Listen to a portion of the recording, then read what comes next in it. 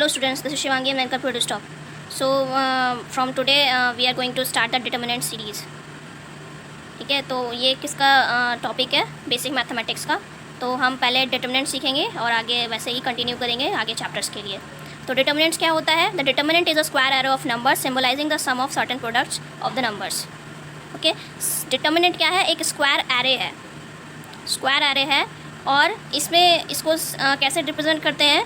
Some of certain products. हम कुछ products निकालेंगे और उनको सम करेंगे. ये सब चीज़ बातें आप क्लियर होंगी जैसे जैसे हम आगे क्वेश्चन सॉल्व करेंगे. नेक्स्ट क्या है कि a determinant of order n has n rows and n columns.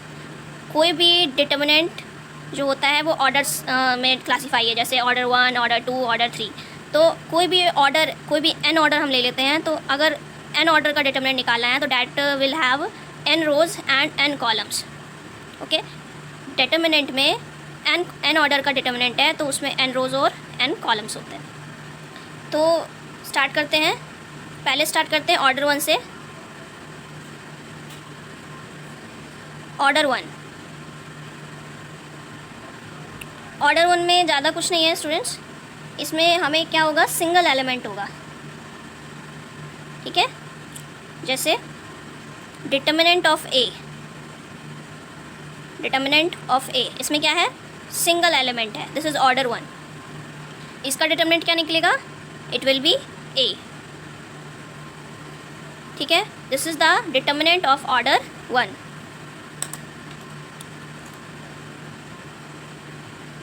Determinant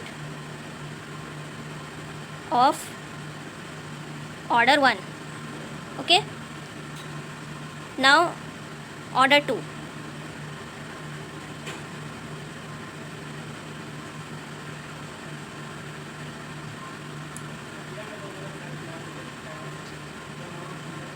determinant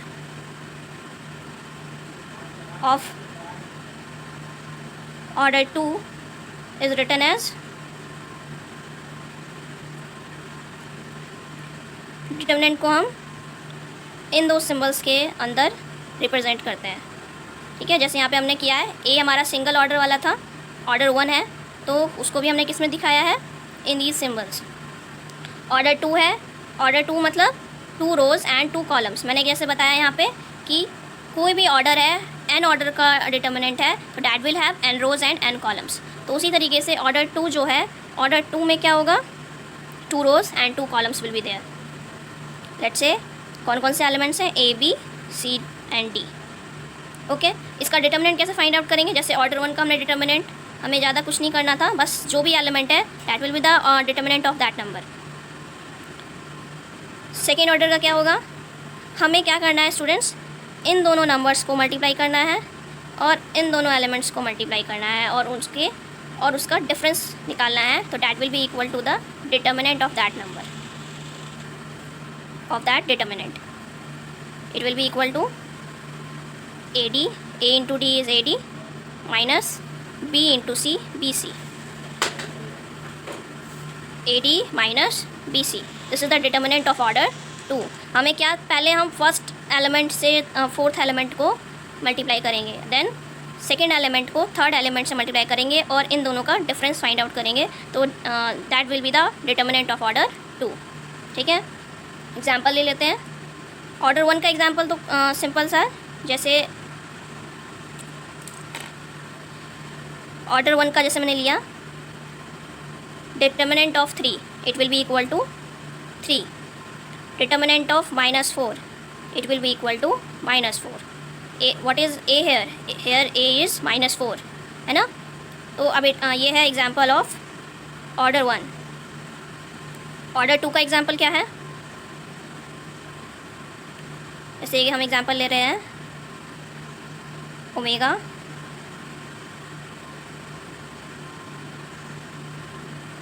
-1 omega. ठीक है, this is the example of order 2.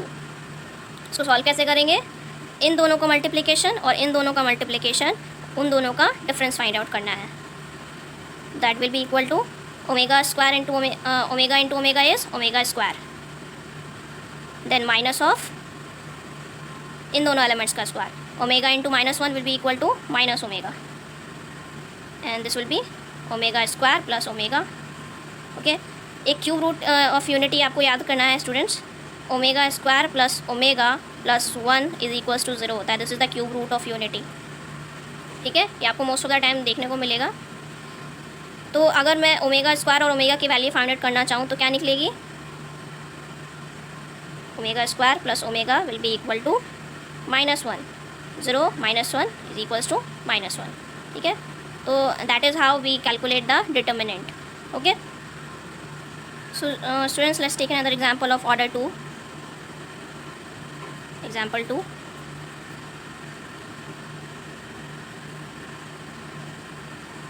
(1 minus t square upon 1 plus t square).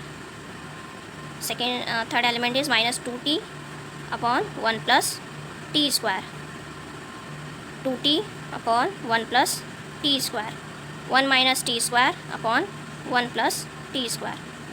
So this is another example of order 2 determinant. So let's find it out. We have to multiply these two elements, 1 minus t square 1 plus t square, और यहाँ पे भी दोनों same है तो इनका multiplication क्या हो जाएगा, स्क्वायर हो जाएगा, 1 minus T square upon 1 plus T square का whole square and minus of इन दो एलिमेंट का स्क्वायर। तो इसमें सब कुछ सेम है, बस माइनस का डिफरेंस है, तो माइनस हम ले लेंगे और सारे का 2t upon 1 plus T square, 1 plus T square का होल स्क्वायर। ओके, इस माइनस को बाहर ले लेते हैं क्योंकि माइनस क्या है, सिंगल टाइम है। ओके,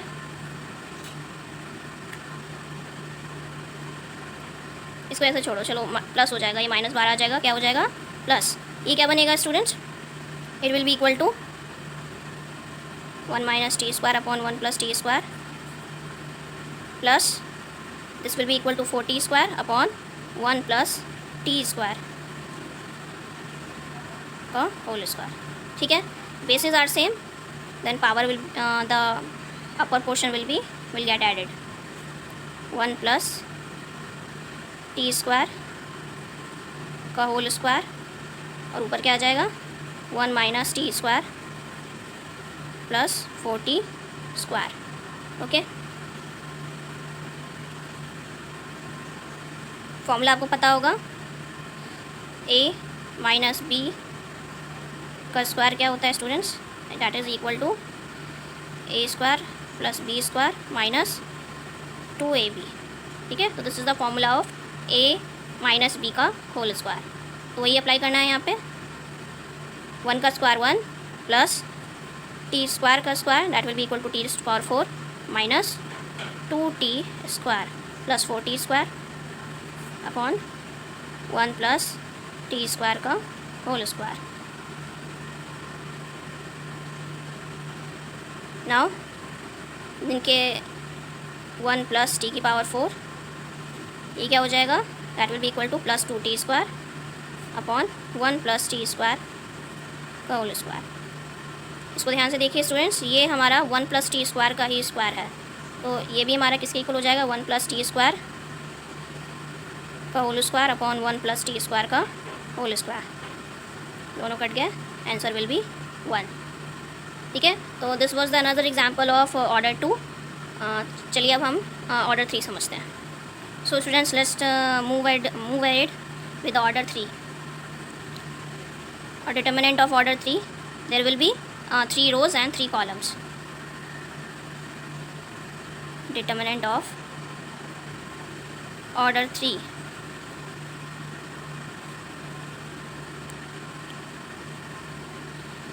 हम इसके एलिमेंट्स को रो और कॉलम से रिप्रेजेंट कर लेते हैं, A22, A23, A31, A32, A33. Students, this is the row and this represents the column. What it represents? This is the element of first row and first column. ठीक है, this is the element of first row and second column. ठीक है, row wise हमारा horizontal होता है and vertically हमारे क्या होते हैं, कॉलम्स होते हैं।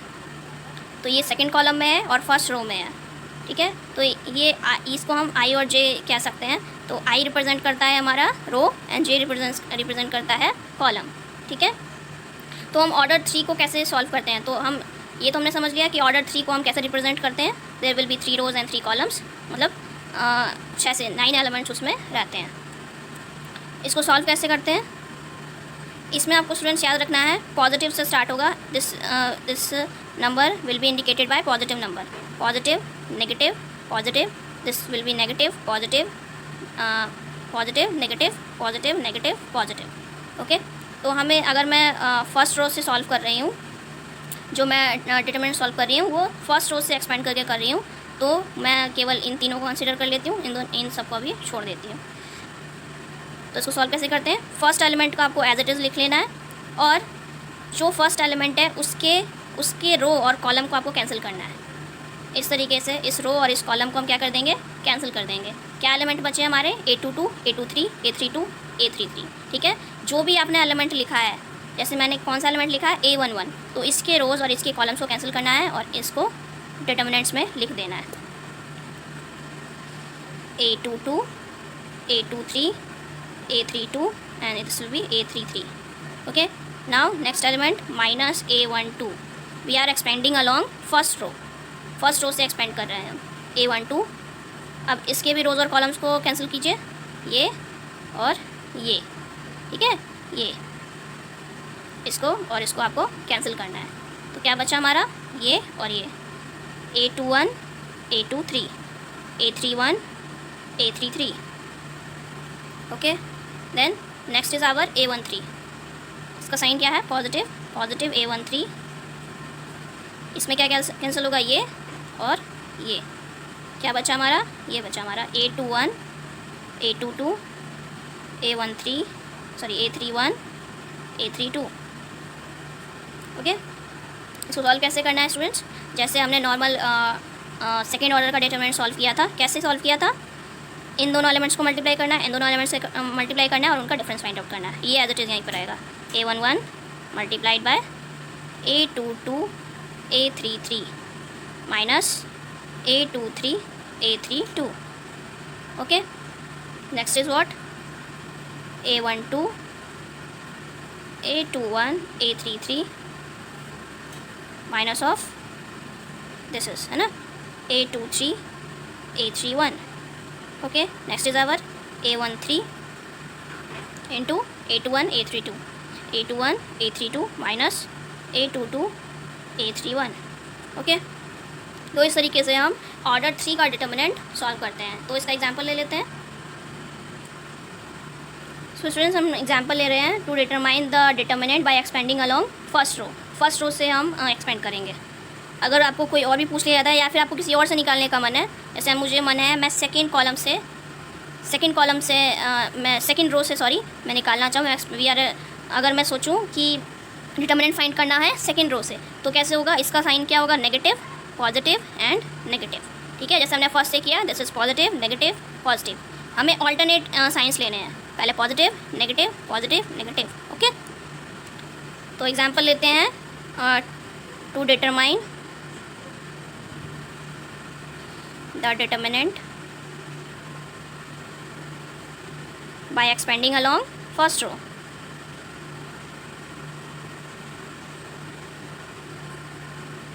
ओके, 2 5 माइनस 3 4 माइनस 1 5 3 6 एंड 2, ठीक है। ये हमारा ऑर्डर 3 का डिटर्मिनेंट है। तो मैंने आपको इसका बता दिया है कैसे सॉल्व करना है। इस नंबर को हम लेंगे 2, इन दोनों को कैंसिल करेंगे, इन दोनों को मल्टीप्लाई करके माइनस करना है। तो ये क्या हो जाएगा, -2, दिस विल बी इक्वल 6 5 जा 30 माइनस 30। ओके, मैं डायरेक्ट कर रही हूँ, आप डायरेक्ट मत कीजिएगा अगर आपको प्रॉब्लम होती है तो। देन -5 क्या हो जाएगा, 8 माइनस 15 प्लस ये रो और ये column cancel, 6 4 24 minus of -3 plus क्या है, -3 into 24 24 minus of minus 3, that will be equal to plus 3. Okay, 2 into this will be minus 32 minus 5, 8 minus 15 is minus 7 minus 3 into 27. This will be equal to minus 64 plus 35 minus of 27 3 जा 81. ये हो जाएगा हमारा minus minus 5 6 8 14 minus 145 plus 35. This will be equal to minus 110. ठीक है, so this is the example of order 3. So students, that's it for the today's session. I hope you guys liked it, and see you in the next session. Thank you guys.